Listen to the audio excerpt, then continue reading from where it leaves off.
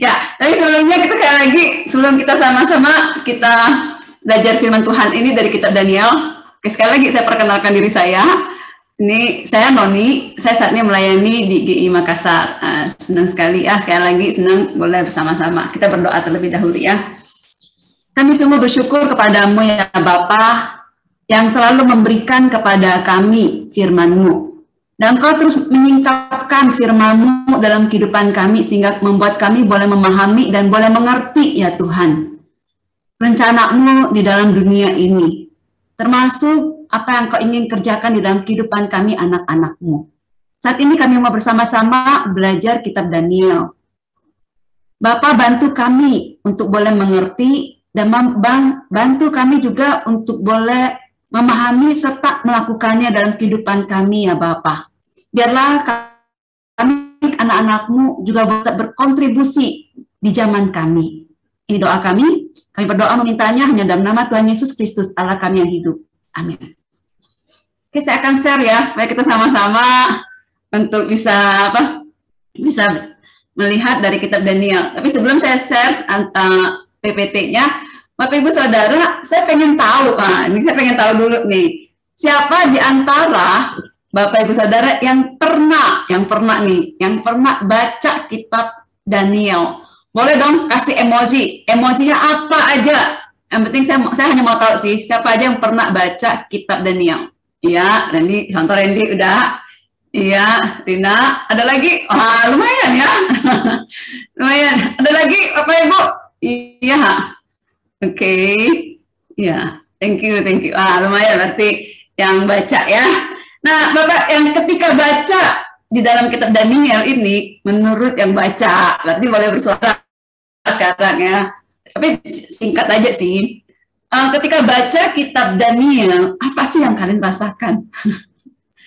Ada? Boleh tulis di chat, apa yang dirasakan ketika baca kitab Daniel ini? Boleh berbagi pengalaman sehingga setiap kita boleh tahu nih. Ada satu dua yang mau kasih komentar ketika baca, apa yang dirasakan ketika baca atau hanya sekedar baca aja? Nanti saya sudah baca karena baca rutin kan dari Kejadian sampai Wahyu. Pas kitab Daniel saya baca, nanti saya sudah baca. Atau ada mengatakan yang lain, ada pengalamannya yang berbeda. Kalau gitu saya mau nunjuk nih yang tadi. Ya, silakan Bu. Iya, halo. Ya, silakan. Saya boleh jawab? Boleh. Saya senang sekali. Saya terus terang baru sampai 10 ketinggalan. 11-nya belum. Nggak tahu sampai berapa sih Daniel itu. 12. Terus, 12. Ya, berarti 11, 12 belum. Saya merasa Daniel itu kan di posisi yang nyaman ya. Sebagai pejabat ya dia tuh ya. Kan dia kepak banget gitu kan. Dia gitu. Waktu saya sampai di 10 itu tentang dia baca bahwa ada itu pembuangan 70 tahun. Berarti kan bangsa Israel dipulihkan kembali kan. Berarti kan dia ya menurut saya ini nggak tahu benar atau enggak, bahwa dia akan meninggalkan negeri Babel yang memberi dia kenyamanan walaupun itu kan dia posisinya pejabat tinggi gitu. Seperti itu. Jadi dia agak galau-galau gitu. Makanya dia kan terus berdoa di akhir pasal 10 itu tentang pengampunan bagaimana lah. Yeah. Ya itu menurut saya, nggak tahu. Oke. Ya, menarik ya di pasal 10 ya. Benar sih. Pasal 10 di mana mereka udah bebas. Oke, thank you. Ada yang lain?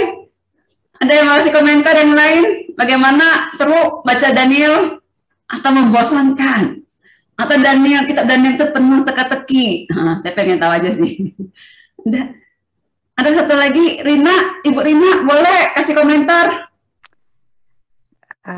Kalau saya mah belajar tentang Daniel tuh memiliki iman yang teguh sama Tuhan sehingga dia berani ya di dalam menghadapi segala macam ancaman gitu. Dan saya melihat juga perlindungan Tuhan bagi Daniel dan teman-temannya karena mereka sungguh-sungguh percaya kepada Tuhan. Gitu, menurut Iya saya. ya, thank you. Menarik ya, kita bisa lihat perlindungan Tuhan yang nyata ya. Nah sekarang Bapak Ibu kita mau belajar kita Daniel dari awal gitu kan. Jadi saya akan menyampaikan secara garis besarnya terlebih dahulu. Setelah itu saya akan coba memperlihatkan secara ringkas juga dari ayat pasal pertama sampai pasal 12 secara ringkas. Setelah itu mungkin kalau nanti ada pertanyaan kita selesaikan baru bertanya gitu ya, lebih enak ya. Jadi ada pertanyaan seperti tadi Pak Santobi bilang, silakan chat ke Pak Santobi atau tulis di chat juga boleh, nanti kita sama-sama bahas dan diskusi lebih lanjut. Jadi saya akan bahas lebih dahulu Daniel.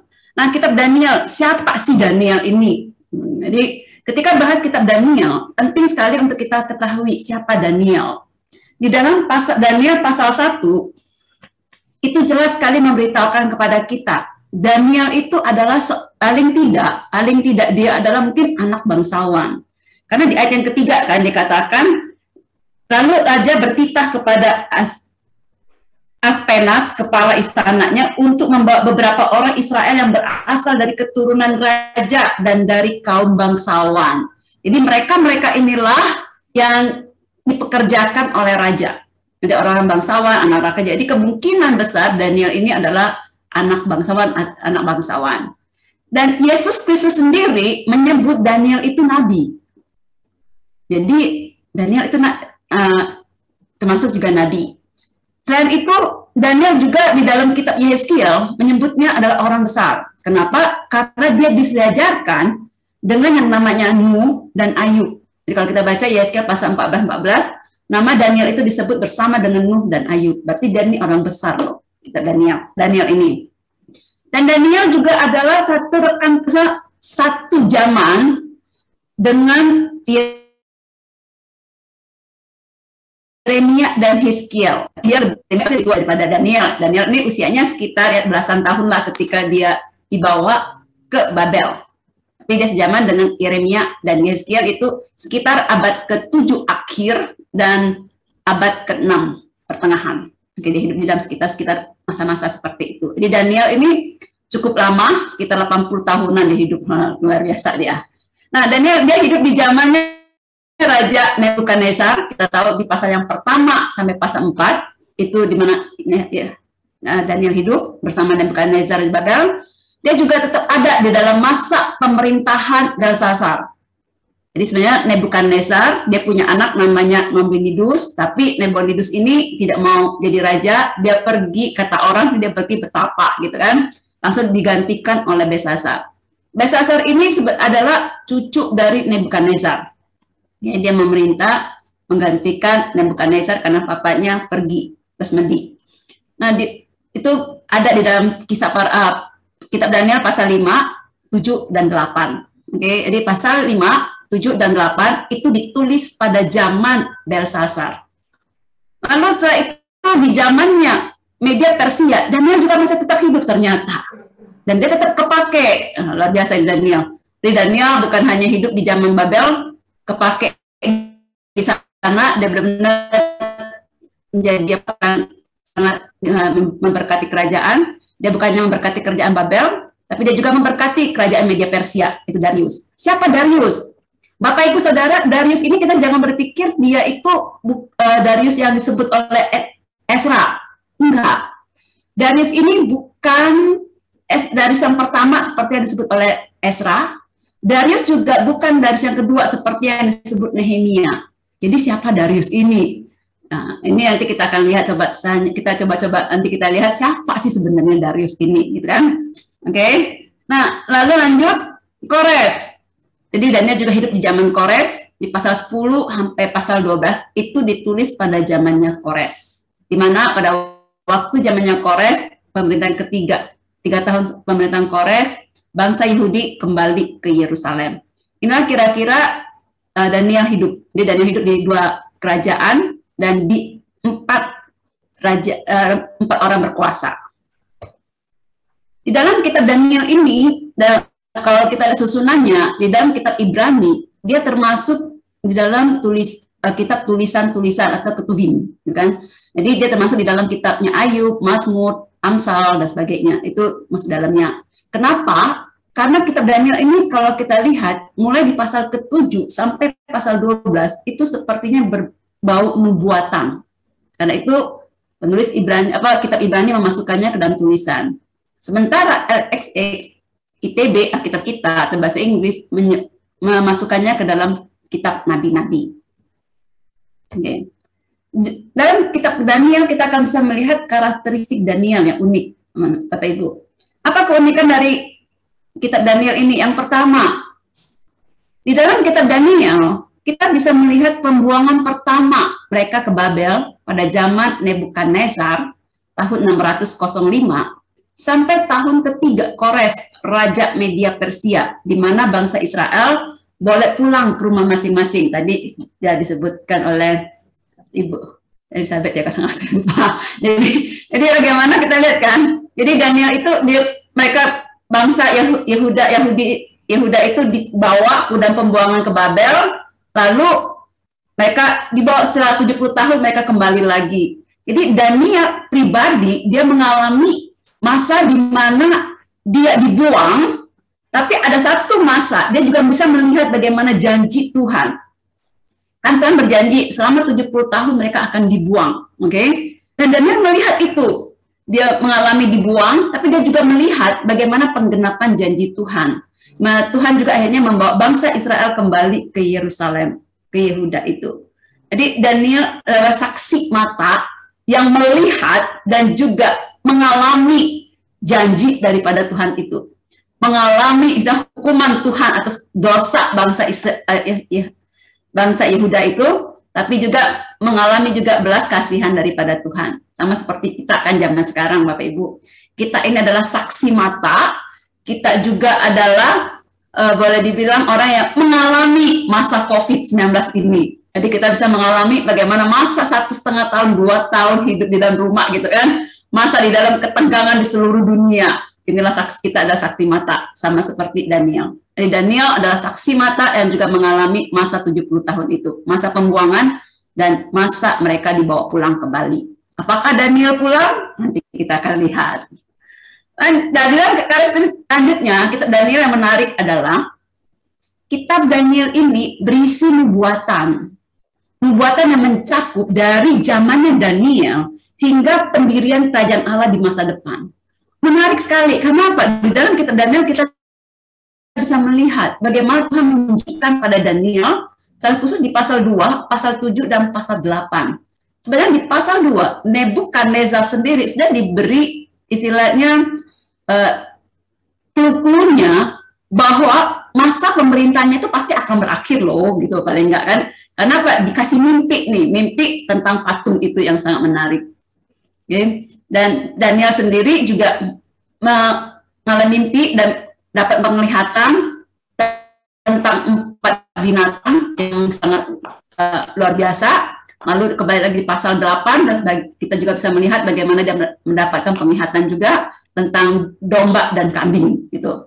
Dan ada tanduk-tanduknya lagi. Nah, itu nanti kita akan lihat selanjutnya. Jadi di dalam kitab Daniel kita bisa melihat bagaimana nubuatan itu dari zaman Daniel sampai pendirian kerajaan Allah di masa depan. Okay. Saat itu dalam kitab Daniel ini juga hal satu-satunya kitab yang menarik adalah karena apa?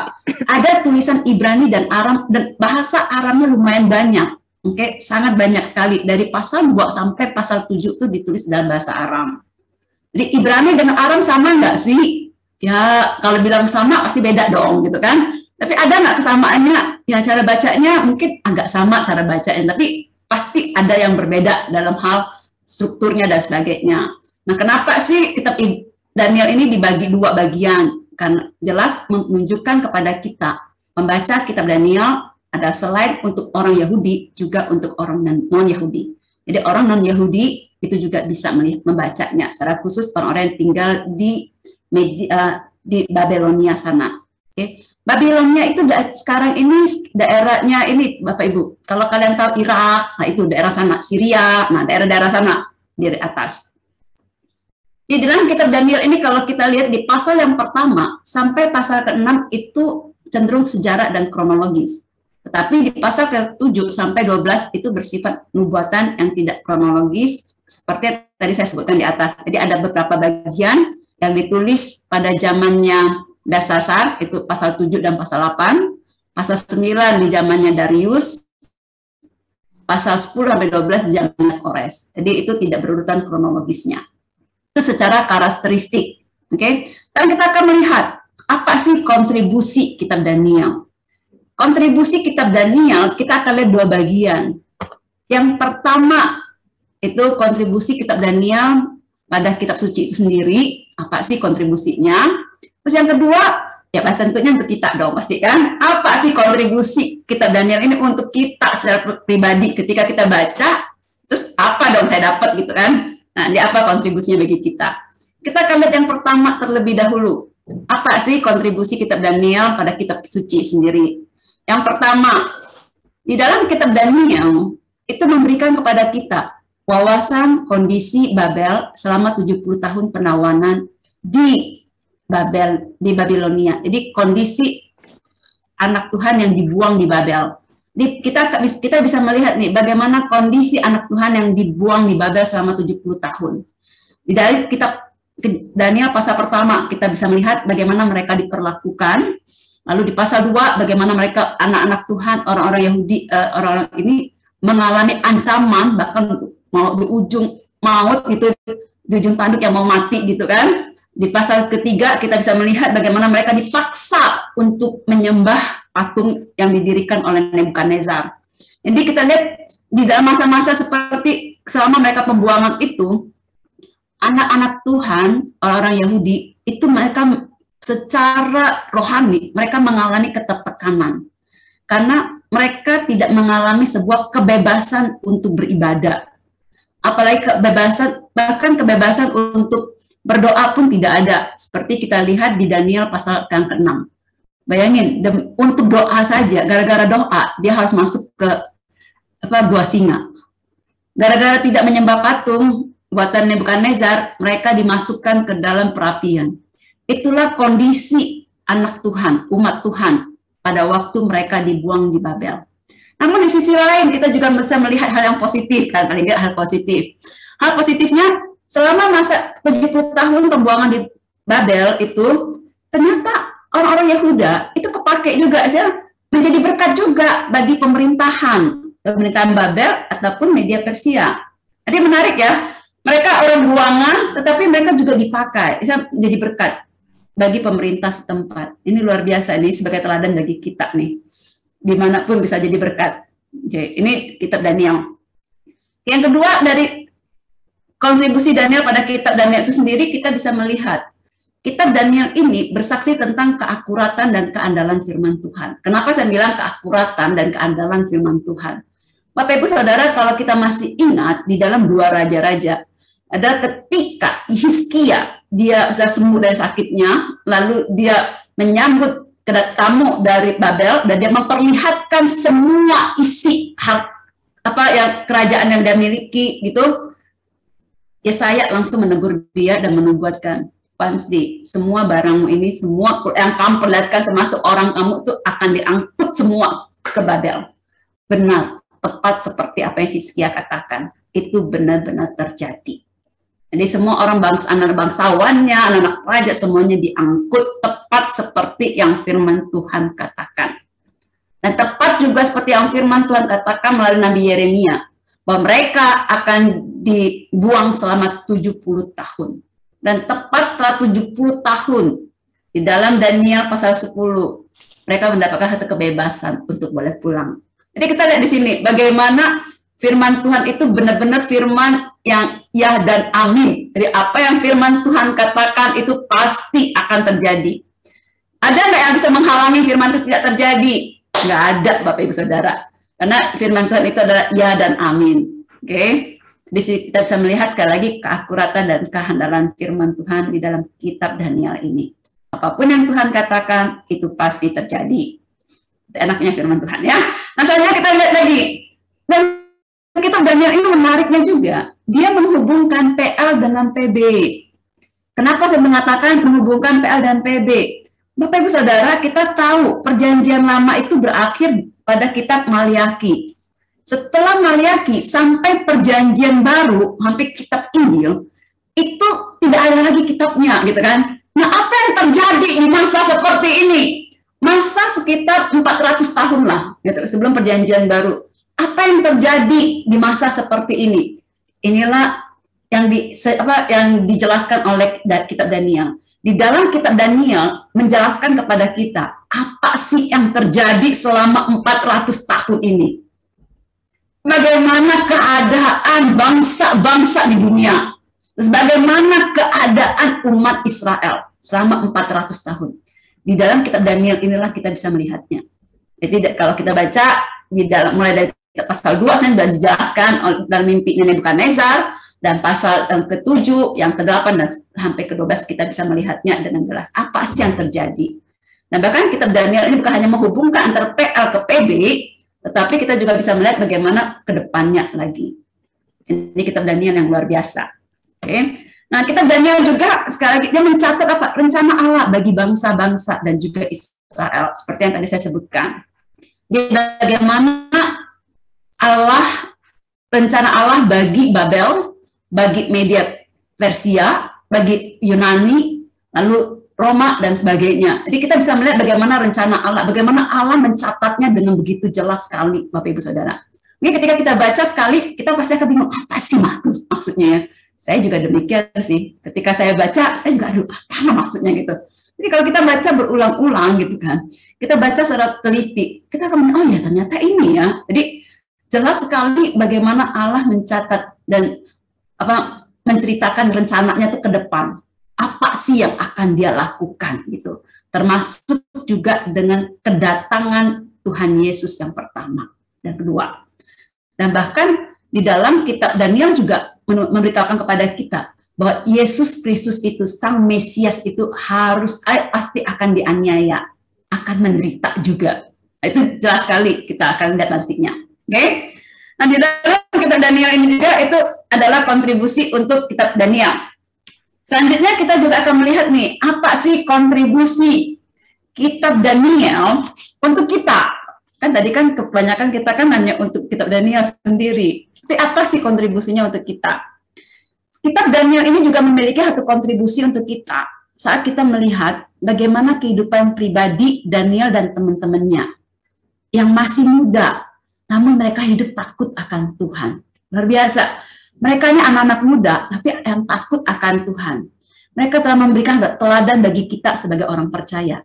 Seperti di pasal yang pertama, kita tahu semua ketika baca pasal pertama kan, mereka ini sebenarnya punya bisa nggak sih toleransi kan, namanya juga orang yang dibuang kan, untuk toleransi makan aja persembahan makan yang disajikan oleh raja. Sebenarnya boleh nggak sih? Ya kalau secara umum kan kita mengatakan ya sah-sah aja, itu kan makanan gitu kan. Tapi hebatnya anak-anak muda ini karena mereka takut akan Tuhan, mereka mau menjaga kekudusan hidup mereka dan mereka menolaknya. Kenapa? Mereka takut akan Tuhan dan mereka mau tetap menjaga kesucian, kekudusan hidup mereka. Lihat anak muda yang terbuang jauh, tapi mereka tetap bisa taat kepada Tuhan. Di dalam penderitaan itu mereka nggak ngomel kepada Tuhan. Tuhan, kenapa Engkau membuang kami? Tuhan kejam. Kalau gitu kan meninggalkan Tuhan. Ya kan kebanyakan kita demikian kan. Ketika kita sakit hati, kita mengalami ini, udahlah kita tinggalin Tuhan. Tapi anak-anak ini enggak. Mereka masih anak muda, tapi mereka enggak. Di dalam penderitaan mereka tetap taat kepada Tuhan. Mereka enggak pernah melupakan Tuhan. Bahkan kita bisa melihat di pasal yang kedua. Di pasal 2 kita masuk pasal 3, kita bisa melihat imannya juga. Di pasal 3 kita lihat mereka meskipun semua orang menyembah patung gitu kan demi untuk keselamatan kan. Tapi ketiga teman Daniel enggak. Bagi mereka lebih baik mereka mati daripada menyembah patung. Mungkin kita berpikir apa salahnya sih? Kan tunduk aja gitu kan. Kan udah enggak ada masalah lagi kan. Udahlah jangan cari perkara lah. Kamu cuma tunduk aja gitu kan. Tapi bagi ketiga teman Daniel enggak bisa. Tunduk pun enggak boleh. Kenapa? Karena bagi mereka kami hanya boleh tunduk kepada Tuhan. Kalau kami tunduk kepada patung itu menyatakan bahwa kami menyembah patung itu. Dan mereka nggak mau melakukan itu. Luar biasa iman mereka. Bahkan Daniel, udah jelas-jelas di pasal 6. Dikatakan para musuh itu sedang mengincam dia. Oke? udah jasa untuk mengincar dia, dan ada larangan untuk berdoa. Tapi Daniel, firman Tuhan menjelaskan pada kita, justru dia pergi, berlari, dia masuk ke dalam ruangannya dan berdoa kepada Tuhan. Sebab larangan yang diberikan, tapi justru dia tetap lakukan. Ini menunjukkan kepada kita apa? Menunjukkan kepada kita bahwa mereka lebih takut kepada Tuhan. Mereka lebih taat kepada Tuhan daripada apa? Kepada aturan pemerintah, aturan bangsa. Mereka lebih tunduk kepada Tuhan daripada tunduk kepada aturan bangsa. Ini anak-anak muda, tapi mereka memiliki iman yang luar biasa. Hati yang takut akan Tuhan. Terus kalau kita lihat secara apa? Secara iman mereka. Nah, di yang lain kita bisa melihat dalam kehebatan mereka, mereka juga berani bersaksi tentang kehebatan Tuhan. Nah, kita lihat di pasal 2 kan, ketika Nebukadnezar bermimpi gitu, dan dia nggak mau ceritain mimpinya, ya siapa yang bisa jawab kalau nggak diceritain kan?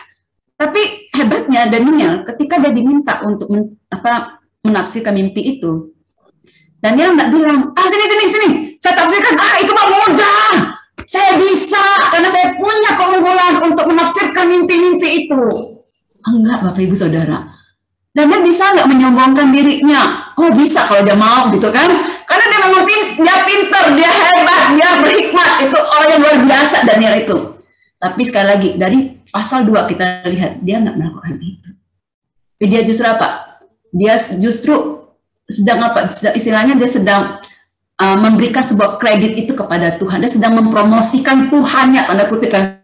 Mempromosikan siapa Tuhannya dan bagaimana kehebatan Tuhannya. Di pasal 2, akhirnya dia mengatakan kepada Nebukadnezar, saya punya Tuhan saya hebat, dia tahu apa yang terjadi, dan dia akan menjawab apapun yang mimpi kamu itu.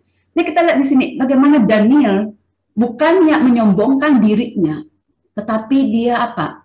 Dia mempromosikan Tuhannya, dia memperkenalkan Tuhan Allah Israel itu kepada Nebukadnezar. Sehingga orang-orang pada zaman itu, orang-orang asing, itu bisa mengenal Tuhan. Jadi dengan kata lain, di tengah bangsa-bangsa asing itu, Daniel memperkenalkan siapa Tuhan sesungguhnya. Siapa Tuhan yang hidup. Dengan kata lain sebenarnya, Daniel sedang menginjili mereka.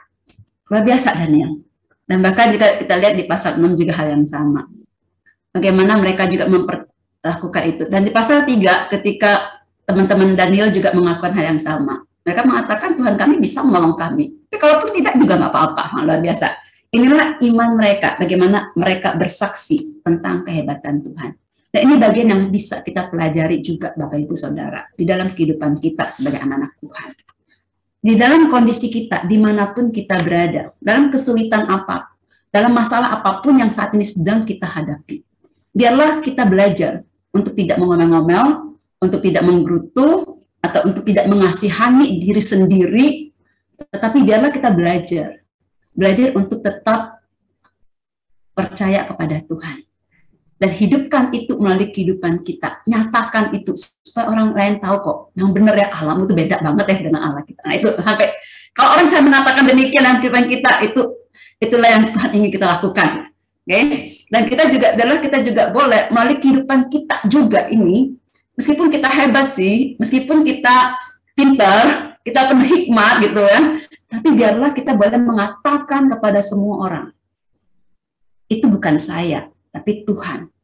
Tuhan Allahku yang akan menolong kamu. Tuhan Allahku yang memampukanku untuk melakukannya.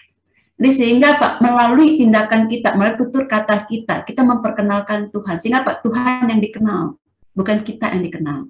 Karena itu Yohanes Pembaptis mengatakan kan, biarlah Tuhan itu lebih besar dan aku semakin kecil. Nah inilah bagian yang perlu kita sama-sama pelajari. Ini teladan juga yang telah diberikan oleh Daniel dan teman-temannya bagi kita untuk boleh kita sama-sama lakukan dalam kehidupan kita. Yang kedua, apa sih kontribusi kitab Daniel kepada kita secara pribadi?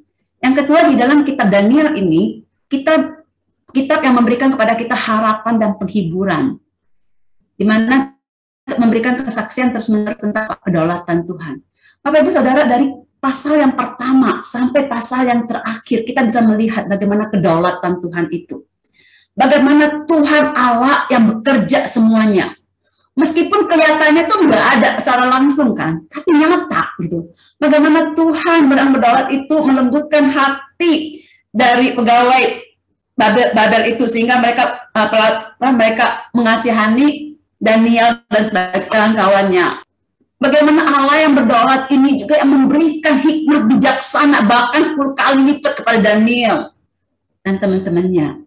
Kita lihat bagaimana Allah yang berdaulat ini. Bahkan Allah itu yang berdaulat juga yang bisa tahu apa sih mimpi dari Nebukadnezar dan kasih tahu siapa? Daniel. Luar biasa. Allah berdaulat ini tahu dan dia kasih tahu Daniel sehingga Daniel bisa mengatakannya.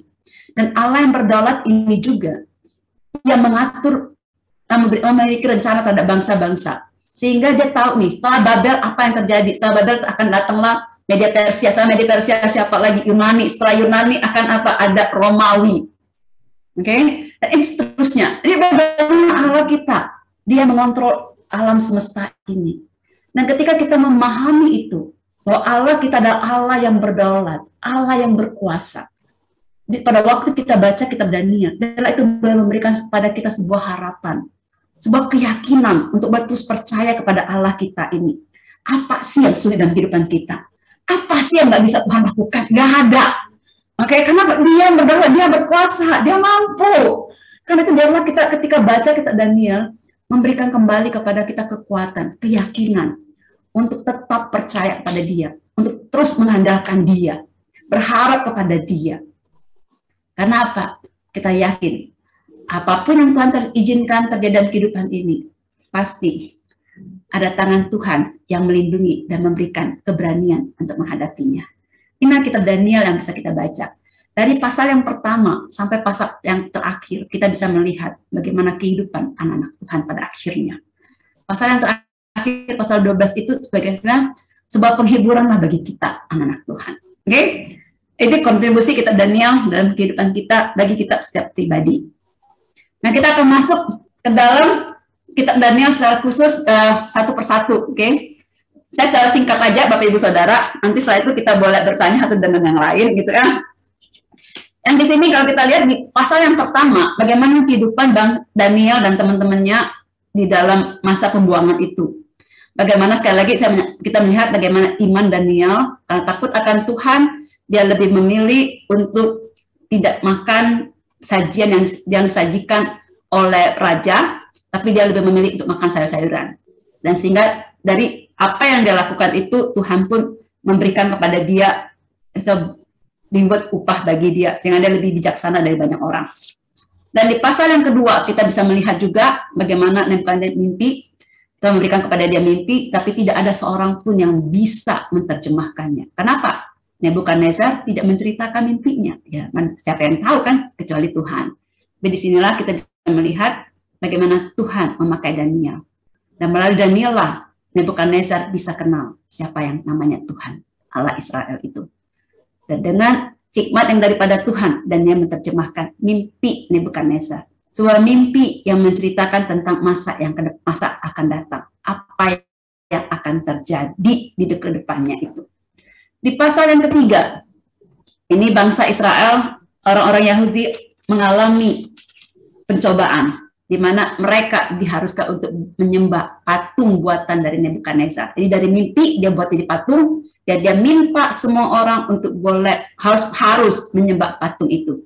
Yang tidak menyembah masuk ke dalam perapian menyala. Tapi hebatnya, 3 teman Daniel ini, itu mereka lebih memilih taat kepada Tuhan dan percaya kepada Tuhan. Apapun yang terjadi, mereka percaya kepada Tuhan.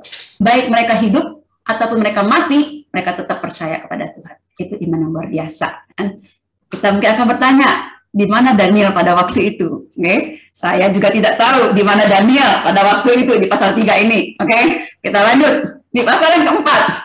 Kita bisa melihat di sini sebenarnya ternyata setelah melihat mujizat yang Nebukadnezar mengalami mujizat Tuhan itu, dia bagaimana melihat berkat-berkat daripada Tuhan itu, dia sudah diingatkan untuk tidak menjadi sombong, tetapi apa daya, itulah manusia, kedagingan manusia yang suka menonjolkan dirinya. Nebukadnezar, dia lupa, lalu dia menyombongkan dirinya, dan dia jadilah gila lah. Okay.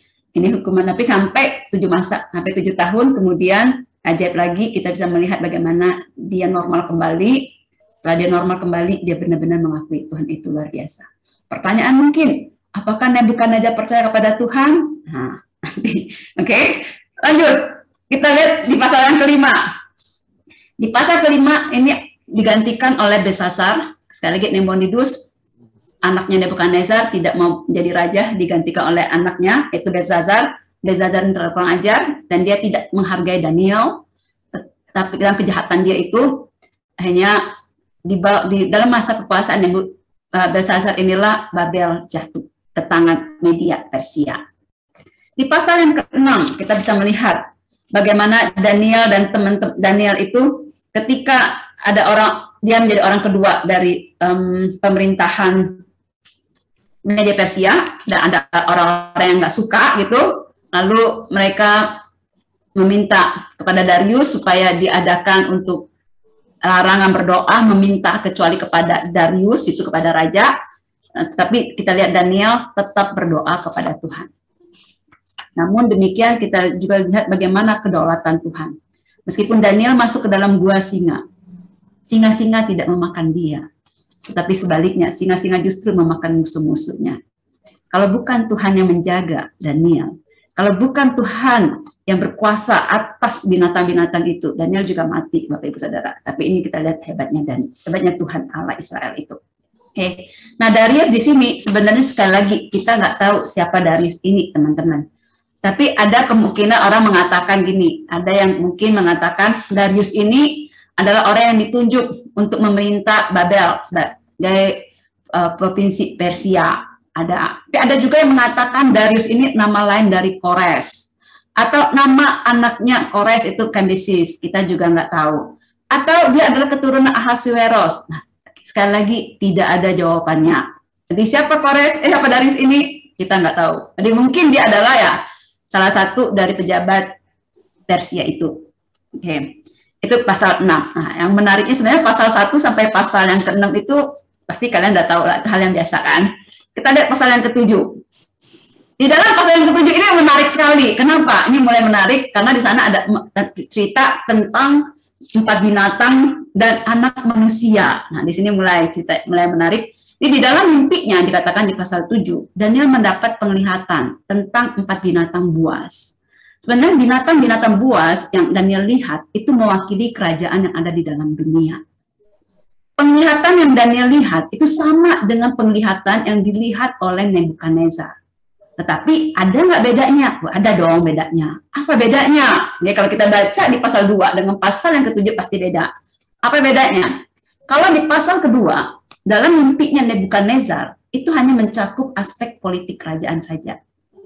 Oke, bagaimana nanti Babel akan dikalahkan oleh Media Persia akan dikalahkan oleh Yunani akan dikalahkan oleh Roma, gitu kan. Lalu nanti ada satu batu kecil yang ting meluncur, hancurlah semuanya. Nah, itu kan, itu Tuhan Yesus, gitu kan. Tetapi di dalam mimpi yang ke-7, pasal 7 ini, dan mimpi Daniel, dia menggambarkan bagaimana karakter moral setiap bangsa-bangsa itu. Bahwa bangsa-bangsa itu akan memerintah atas Israel. Mereka itu adalah bangsa-bangsa yang kejam dan jahat. Oke. Namun dalam pasal 7 juga kita bisa melihat bagaimana Daniel memperlihatkan kepada kita Allah yang kekal itu, bahwa kerajaan Allah tidak bisa dihancurkan oleh siapapun, dan bahkan Allah akan menaklukkan setiap mereka. Kita bisa lihat dari ayat yang ke-9 sampai yang ke-11. Oke, kalau kalian baca ayat yang pasal 7 ayat 9 sampai yang ke-11, lalu kalau kalian nyambung lagi di pasal yang ke-13 sampai 14, okay, bagaimana dikatakan di sana kekuasaan dari Allah itu dan anak manusia. Nah, di pasal 8 ini mulai mengkerucut tentang kambing dan domba dan kambing saja. Oke. Siapa sih kambing dan domba? Sebenarnya di pasal 8 juga menjelaskan kepada kita sih. Jadi dalam penglihatan ini Daniel melihat tentang kambing dan domba. Nah, domba ini jelas itu adalah Media Persia. Oke. Jadi ada 2 tanduk, 1 tanduk. Awalnya Media Persia itu Media Persia, gitu kan. Lalu lanjut dan akan dikalahkan oleh kambing jantan. Kambing jantan ini punya tanduk yang kambing itu nanduk kemana-mana gitu kan. Lalu tanduknya hanya patah. Nah, ketika dikatakan tanduk itu patah gitu, ini dipatah ini, maka itu artinya apa? Artinya bahwa Alexander Agung itu akan meninggal. Jadi Alexander meninggal, lalu dikatakan akan muncul 4 tanduk lagi. Nah, muncul 4 tanduk, berarti itu menyatakan kepada kita bahwa kekuasaan Yunani setelah Alexander Agung meninggal itu akan dibagi menjadi 4 bagian, yaitu bagian utara akan dipimpin, bagian selatan, kita selatan dulu, itu Ptolemy I akan menguasai Mesir dan Israel. Seleucus akan menguasai bagian atas, yaitu Babel dan Syria. Kalau sekarang Irak, Syria, teman-teman. Lalu Lysimachus akan menguasai Asia Kecil. Antipater akan menguasai Macedon dan Yunani. Nah, nanti kita akan lihat yang sangat memiliki peran utama nantinya antara utara dengan selatan yang akan terjadi peperangan. Nah, kita akan lihat nanti di bagian berikutnya. Daniel akan menjelaskannya di bagian berikutnya. Oke. Di pasal yang ke-8 juga, ayat 9, kita di sana memperlihatkan kepada kita bagaimana tentang nasib bangsa Israel. Dikatakan, maka dari salah satu tanduk itu muncul suatu tanduk kecil yang menjadi sangat besar ke arah selatan. Berarti mana? Ke arah selatan berarti kan ke arah Israel itu. Ke arah timur dan ke arah tanah permai. Tanah permai itu adalah Israel. Oke, tanah permai itu mewakili lambang dari simbol dari Israel. Memang jelas sekali nanti Israel nantinya akan diserang oleh Antiochus IV Epiphanes. Itu Antiochus IV Epiphanes itu adalah tanduk kecilnya itu. Itu terjadi pada abad yang kedua sebelum Masehi. Jadi Epiphanes inilah yang adalah keturunan dari pemerintahan yang ke-8 Seleucus di bagian selatan, bagian utara. Oke. Dan dialah yang akhirnya apa? Yang menyingkirkan setiap imam besar di Bait Allah, lalu dia membawa dewa Yunani masuk ke dalam Bait Allah itu. Jadi Bait Allah bisa dinodai, dinajiskan oleh Antiochus Epiphanes ini. Lalu di pasal yang ke-9, ini adalah doa dari Daniel. Oke. Nah, di pasal 9 ini ada kemungkinan itu memiliki periode yang sama dengan pasal 6. Itu pada waktu Daniel berdoa itu. Di pasal yang ke-9 ini kita bisa melihat bagaimana Daniel berdoa kepada Tuhan tentang apa? Janji Tuhan yang akan mengembalikan umatnya ke tanah Israel. Jadi dengan kata lain apa? Daniel tahu janji Tuhan yang diberikan. Itu melalui kitab Nabi Yeremia. Jadi dia tahu, Daniel tahu kok bilang kitab Yeremia itu Tuhan menjanjikan mereka akan dibuang selama 70 tahun.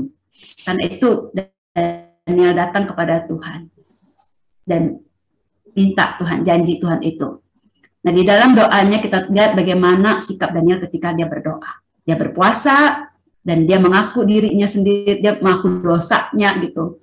Mengaku dosanya sendiri dan dosa umatnya. Lalu dia juga memohon biarlah Tuhan menyatakan kehendaknya. Menarik. Dia nggak maksa Tuhan. Dia tetap menyerahkan kedaulatan itu ke dalam tangan Tuhan. Dan di pasal yang ke-9 ini juga memberikan satu pengharapan bagi kita, Bapak Ibu Saudara. Apa pengharapannya? Kalau kita lihat di ayat yang ke-20 gitu kan, sampai yang ke-23 gitu, menariknya adalah, karena memberikan satu pengharapan, bahwa setiap doa-doa yang kita panjatkan, itu Tuhan dengar.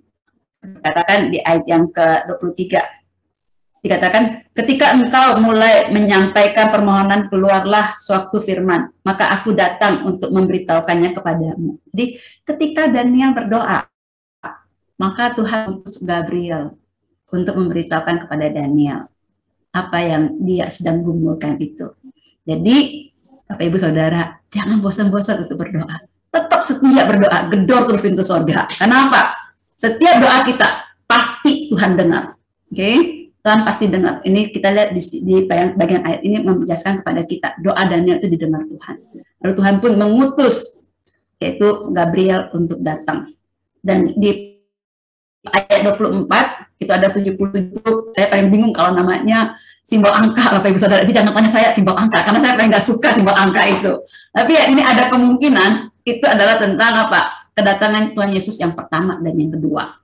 Oke. Ayat 26, seperti yang tadi saya katakan, di ayat yang ke-26, kalau boleh kita baca, kita baca sama-sama, ayat pasal 9, ayat 26, kita baca bersama-sama, dikatakan, sesudah ke-62 kali 7 masa itu akan disingkirkan seorang yang telah diurapi, padahal tidak ada salahnya apa-apa. Maka datanglah rakyat, seorang raja, memusnahkan kota dan tempat kudus itu. Tetapi raja itu akan menemui ajalnya dalam air bah. Dan sampai pada akhir zaman akan ada peperangan dan pemusnahan seperti yang telah ditetapkan. Bapak Ibu Saudara, ketika kalian baca bagian ini, dari pasal 9 ini, menurut kalian itu cerita tentang siapa sih? Kan sangat mudah, udah jelas kan tentang siapa? Itu tentang Mesias, tentang Yesus Kristus yang diurapi. Maka Yesus akan ditolak, dia akan dibunuh oleh umatnya sendiri, dan namun kita lihat kerajaan itu akan tetap kekal. Dan 27 kita juga bisa melihat bagaimana kenajisan, bahwa bait Allah akan dinajiskan dan bait Allah akan dihancurkan. Dan akan munculnya namanya antikristus. Di pasal yang ke-10, ini penglihatan Daniel di Tigris. Nah, di sini kita melihat nih tentang apa peperangan rohani antara umat Allah dan orang-orang yang akan menghancurkan mereka. Di pasal 10 ini kita bisa melihat bagaimana peperangan itu. Jadi peperangan rohani, kalau kalian lihat pasal 11 itu di mana ada malaikat Mikael yang berperang, pasal 10 ayat yang ke-13. Ini, dan di sana juga kita lihat pada pasal 10 ini Raja Kores mengizinkan orang-orang Yahudi untuk pulang ke Yerusalem, ke Yehuda. Tetapi Daniel pulang nggak? Daniel nggak pulang. Kenapa Daniel nggak pulang? Ada kemungkinan Daniel itu sudah tua. Pasti 80-an tahun usianya sudah itu. Yang kedua, karena Daniel itu pejabat negara. Sebagai pejabat negara, bagi dia tentu sulit untuk pulang. Jadi itu ada kemungkinan dia nggak pulang karena ada dengan alasan yang demikian, sudah tua, ataupun mungkin dia pejabat negara yang pasti akan sulit untuk pulang. Jadi, namun demikian kita lihat di pasal yang ke-10 juga itu terjadi peperangan antara Ptolemeus dengan Seleucus. Jadi antara utara dengan selatan itu terjadi peperangan. Ya, di Damas itu. Dan selanjutnya di pasal yang 11 kita bisa melihat bagaimana Raja Utara Selatan dan akhirnya kita lihat Persia dikalahkan oleh Yunani, maka setelah Alexander Agung meninggal, Yunani dibagi jadi 4 wilayah. Ketika Yunani dibagi 4 wilayah, di bagian ayat yang ke-5 sampai ke-20, 5 sampai 20 terjadi peperangan antara selatan dengan utara dan dimenangkan oleh utara, yaitu Seleucus. Akhirnya Seleucus inilah yang menguasai Israel. Di ayat yang ke-21 sampai 35, umat Israel itu akan mengalami penderitaan di bawah pemerintahan Antiochus IV Epiphanes. Ayat yang ke-36 sampai 45 itu bicara tentang akhir zaman, Bapak Ibu. Nah, ya saya sebenarnya ayat yang 12. Jadi yang menariknya di ayat yang ke-12 ini bercerita tentang akhir zaman. Jadi di zaman itu, pada akhir zaman dikatakan bahwa umat Israel itu akan mengalami penderitaan yang besar. Namun, saya sebenarnya sini, namun ada pengharapan bagi orang yang percaya. Jadi ada penderitaan, tapi ada pengharapan. Dikatakan di ayat yang kedua nih, orang benar dan orang jahat semuanya akan mati, namun mereka akan bangkit. Ketika mereka bangkit, yang bangkit artinya Pak, mereka akan dihakimi. Yang jahat pasti masuk neraka, yang benar pasti masuk surga. Jadi ada mendapatkan sebuah kehidupan, ya, kehidupan kekal. Jadi di bagian ini jelas sekali memberitakan kepada kita bahwa penghakiman itu pasti akan jadi. Yang jahat itu pada akhirnya, ujung-ujungnya itu pasti masuk neraka, akan mendapatkan penghukuman yang kekal. Jadi sekali lagi, inilah di dalam kitab Daniel memberitakan kepada kita, pada akhirnya kebenaran, orang yang benar itu pasti akan diberkati, teman.